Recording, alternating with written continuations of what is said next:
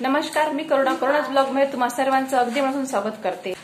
तर बघा, माझे केस खूप जास्त पांढरे झालेले आहेत बघा। आणि हे पांढरे केस माझे आज नाही, तर मी 10वीत असताना पासूनच माझे केस पांढरे झालेले आहे। आणि मी 2008 पासून ही निशा मेहंदी वापरते। 2008 सालापासून मी निशा मेहंदी वापरते आणि आता 2025 आहे। तर या मेहंदीचा एक गैरसमज आहे, प्रत्येकाच्या मनात, खूप जणांच्या मनात या मेहंदीबद्दल गैरसमज आहे की या निशा मेहंदीने केस गळती होते, केस खूप गळतात, केस रॉफ होतात। तर केस गळती या मेहंदीमुळे होत नाही, मला तर नाही झाली। तुमचा अनुभव असेल की तुम्हाला या मेहंदीमुळे केस गळत झाली असेल, पण मी 2008 पासून ही मेहंदी वापरते, तर मला या मेहंदीमुळे कुठलाही केस गळतीचा त्रास अजिबात झालेला नाहीये। तर हीच मेहंदी मी कशी लावते हेच मी तुमच्यासोबत शेअर करणार आहे। तर हे केमिकल आहे, मी असं म्हणणार नाही की केमिकलची मेहंदी तुम्ही लावा, कारण हे केमिकल आहे आणि मेहंदी लावणं ही माझी मजबुरी होती, म्हणून मी मेहंदी लावली। तर मी 10वीला असताना पासूनच माझे केस एकेरी पांढरे झाले होते। तर तेव्हा एक मेहंदी भेटायची, त्याचं नाव होतं मयुरी हिना। तर मी मयुरी हिना 2 वर्ष वापरली। 10वीला असताना 11वी 12वी पासून मी माझ्या केसांना निशा मेहंदी वापरायला सुरुवात केली, कारण माझे केस मेहंदी लावल्यामुळे आणखीनच पांढरे होत गेले। ती मयुरी हिना पण केमिकलची मेहंदी होती आणि तेव्हा मला माहित नव्हतं की मेहंदी लावल्यापेक्षा आपण आवळा पावडर, जर तुम्हाला पांढरे केस होण्याची सुरुवात असेल, एखादं केस पांढरं असेल किंवा 5-7 केस पांढरे असतील तुमच्या केसांमध्ये आणि केस पांढरे होण्याचं प्रमाण तुमचं खूप कमी असेल, तर तुम्ही कुठलीही मेहंदी वापरू नका। केमिकल बेस मेहंदी तर अजिबातच वापरू नका। आणि त्यापेक्षा तुम्ही एक आवळा पावडर घ्या। आवळा पावडर आपल्या खोबरेल तेलात मिसळून ते तुम्ही डोक्याला लावा, त्यामुळे तुमचे केस 100% काळे होतील आणि केस पांढरे होणं पूर्णपणे थांबणार आहे। पण मला सांगणारही कोणी नव्हतं तेव्हा, आणि तेव्हा युट्यूब वगैरे एवढं नव्हतं, मोबाईलच नव्हते तेव्हा, प्रत्येकाकडे मोठे मोबाईल नव्हते, तर युट्यूबचा प्रश्नच नाहीये। आणि सांगणारं पण असं कोणी नव्हतं की यापेक्षा तू आवळा पावडर लाव। तर सगळ्यांनी मला तेव्हा हे सांगितलं की केस एकेरी पांढरे दिसते, तू लाल मेहंदी लाव। लाल मेहंदी नॅचरल लावली असती तरी चाललं असतं, पण मला ते दुसऱ्याने सांगितलं की मयुरी हिना तू लाल लाव। मी लाल मयुरी हिना मेहंदी लावली, त्याच्यामुळे खूप छान माझे केस दिसायचे, पण केसांचा पूर्ण माझ्या धिंगाणा झाला। आज माझे बघा इतके केस पांढरे झाले आहेत की मी मेहंदी लावल्याशिवाय कुठं जाऊही शकत नाही। कुठेही जायचं काम पडलं तर मला सर्वात आधी अर्जंट मेहंदी लावावी लागते। तर आता मी निशा मेहंदी वापरते। मी 2 वर्ष मेहंदी वापरली केमिकलची मयुरी हिना, तर त्याच्यामुळे माझे केस पूर्ण लाल लाल झाले होते, चमकदार दिसायचे, पण लाल लाल केस झाले होते माझे आणि ते चांगले वाटत नव्हते मलाच नंतर। तर मी हे निशा मेहंदी वापरली। बरेच जण मला म्हणायचे की तुझे एकदम लाल केस झाले, आता चांगले वाटत नाही, त्यामुळे तू आता केस काळे कर। तर मी एकदा काळे केले, तर मग मला काळे चांगले वाटते, तेव्हापासून मी काळेच करते।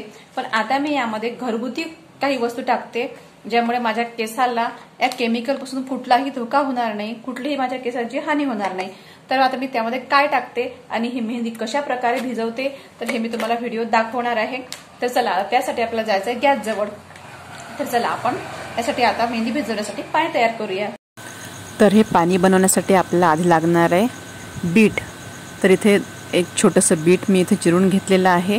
तुम्हाला जर थोडे लालसर केस हवे असतील तर तुम्ही बीट वापरू शकता। एक बीट आणि एक चिरला कांदा, लाल कांदा घेतलाय मी चिरून, कढीपत्ता, हे सर्व आपल्याला मिक्सरमधून बारीक वाटून घ्यायचं आहे। याचं बघा असं छानसं मी वाटण केलेलं आहे। आणि नंतर आपल्याला एका गंजामध्ये 1.5 ग्लास पाणी घ्यायचं आहे। तुमच्या केसानुसार तुम्ही हे कमी जास्त करू शकता। आणि त्या पाण्यामध्ये मी टाकलेली आहे 4 चमचे चहा पावडर आणि जवस बिया 4 चमचे चहा पावडर, आणि त्यात जे आपण वाटण केलं होतं कढीपत्ता, लाल कांदा आणि एक बीट, तर ते सगळं मिश्रण मी या पाण्यात टाकून दिलेलं आहे। आणि हे सगळं मंद आचेवर होऊ द्यायचं। जर तुम्हाला तुमच्या केसांचा पूर्ण असा लालसर बर्गंडी कलर असा हवा असेल तर तुम्ही यात चहाऐवजी कॉफीसुद्धा टाकू शकता। तर हे सगळं मंद आचेवर आपल्याला शिजू द्यायचं आहे। आणि नंतर हे सगळं शिजून झालं आपलं की छान एका चाळणीने तुम्हाला गाळून घ्यायचं आहे। आणि हे सगळं शिजवताना मी स्टीलचं भांडं घेतलेलं आहे, पण तुमच्याकडे जर लोखंडी कढई किंवा लोखंडी एखादं भांडं असेल तर तुम्ही तेच घ्या आणि त्यातच हे पाणी तयार करा। माझ्याकडे लोखंडी कढई बघू शकता तुम्ही खूप छोटी आहे, तर त्यामध्ये हे सगळं शिजून झालं नसतं, कारण की मला माझ्या पूर्ण केसांना लावायसाठी मला जास्त पाणी बनवायचं होतं. त्यामुळे मी थोडा मोठा गंज घेतला आहे आणि हे पाणी मला जेवढं पाहिजे तेवढं घेतलं. थोडं पाणी वेगळ्या भांड्यात काढून ठेवलेलं आहे, तुम्हाला दिसत असेल इथे. आणि त्यात मी निशा मेहंदी भिजवली आहे. थोडं हे पाणी थंड होऊ द्यायचं, गरम असताना हे नाही करायचं. थोडं थंड झालं की तुम्ही छान मेहंदी अशा पद्धतीने भिजवा. तुम्हाला जमत नसेल तर तुम्ही हाताने भिजवा, कारण की हाताने खूप छान भिजवल्या जाते ग्लोव्ज घातल्यापेक्षा आणि चमच्याने, त्याच्यापेक्षा तुमच्या हाताने तुम्हाला छान ही मेहंदी भिजवता येईल. तर छान मी इथे आधी चमच्याने फेटून घेतली आहे, नंतर हाताने त्यात एकही गुठळी राहणार नाही अशा पद्धतीने मी इथे फेटून घेतली आहे. आता झाली माझी मेहंदी लावण्यासाठी तयार. तर आता मी इथे माझ्या पूर्ण केसांना मेहंदी लावून घेणार आहे. तर मेहंदी मी स्वतःच लावते, कारण की मला माझ्या हातानंच म्हणजे खूप चांगली मेहंदी लागते. आणि मी मागच्या केसांना माझ्या कधीच मेहंदी लावत नाही, फक्त समोर मेहंदी लावते, कारण ते कितीही झालं तरी केमिकल आहे आणि पूर्ण केमिकलचा वापर आपल्या केसांवर होऊ नये म्हणूनच मी असं घरगुती वस्तू टाकून त्याच्यात म्हणजे ती मेहंदी लावत असते. म्हणजे केमिकलपासून सुद्धा माझे केस वाचतील. आणि जवस तर तुम्हाला माहीत आहे, जवसामुळे केस मजबूत होतात, छान मुलायम होतात आणि लांब सडक होण्यास पण मदत होते. त्यामुळे मी जवससुद्धा वापरते आणि जवसाने केस नरमसुद्धा वाटतात, हाताला आपल्यास खूप सिल्की नरम वाटतात. त्यामुळे मी मेहंदी जेव्हा लावते तेव्हा माझ्या मागच्या केसांना जो मी आधी पाणी तयार केलं होतं ते पाणी सगळ्या केसांना मी नंतर लावून घेते. आणि केसांना मागे कधीच मी मेहंदी लावत नाही, फक्त माझं जेवढे समोर केस पांढरे आहे तर त्याच ठिकाणी मी मेहंदी लावत असते. बाकी ठिकाणी मी ते पाणी तयार केलं तेच लावते. किंवा जेव्हा मी साधी मेहंदी लावते 4 महिन्यातून एखाद्या वेळेस मी जयपूरवाली साधी मेहंदी लावते, तर ते मेहंदी लावताना मी त्यात आवळा पावडर वगैरे टाकते. ते सुद्धा मी तुम्हाला दाखवेन जेव्हा मी ती साधी मेहंदी लावेन. आता पावसाळा आहे तर मी नाही लावणार आता, कारण की आता पावसाळाच लागलेला आहे. त्यामुळे मी तर सध्याच ती मेहंदी लावणार नाही आहे. जेव्हा कधी मी ती मेहंदी लावेन तेव्हा तुमच्यासोबत शेअर करेल मी की ती मेहंदी मी कशी लावत असते. तर बघा आता माझी मेहंदी लावून झालेली आहे पूर्ण. जर तुम्हाला मेहंदी लावायची नसेल तर असंच डोकं बांधून ठेवा. आणि हो, मेहंदी लावल्यावरती एक काळजी घ्यायचं की आपलं डोकं उन्हामध्ये कधीच सोकवायचं नाही, कारण की ही मेहंदी फक्त आपल्या केसांना 20 मिनटंच लावायची असते. तर हे 20 मिनटं सावलीत जरी सोकवलं, तुम्ही घरातच असले तरी तुमचं 20 मिनटात डोकं धुवायला येतं. आणि 20 मिनटाच्या वर जर तुम्ही तुमच्या डोक्याला ही मेहंदी ठेवत असाल तर त्याचे दुष्परिणाम नक्कीच होणार आहेत. काही लोक काय करतात, म्हणजे मेहंदी लावतात, रात्रभर ठेवतात, 2-2 तास 3-3 तास मेहंदी ठेवतात. हो, 3 तास मेहंदी ठेवावी लागते, पण आपली साधी मेहंदी जी आपण लावतो जयपूरवाली किंवा गणेश मेहंदी आणि बऱ्याचशा अशा म्हणजे केमिकल फ्री मेहंदी आहे, तर त्या तुम्ही 3 तास रात्रभर ठेवू शकता.